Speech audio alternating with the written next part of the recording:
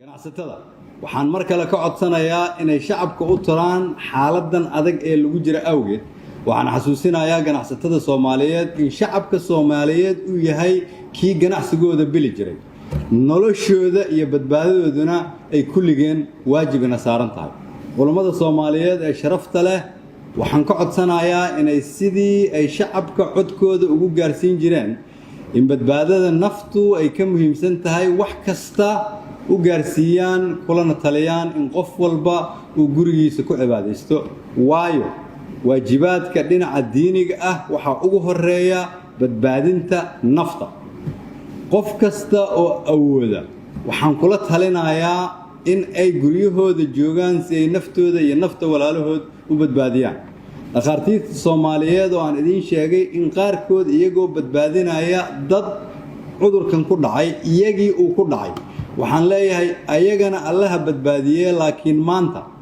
waa maalintii aad wax u soo barateen bulshadiina leedankuna baahi badnaa ayna tahay maalintii la rabay dadaalkiina inaad sii laba jibaartaan saxaafadda waxaan ka codsanayaa inay xaqiiqda u foojignaadaan mar haddii arrinkan laga hadlaayo uu yahay arrin caafimaad waa inaan loo gudbin shacabka Soomaaliyeed warar abuuraya khalqal iyo walwal caafimaad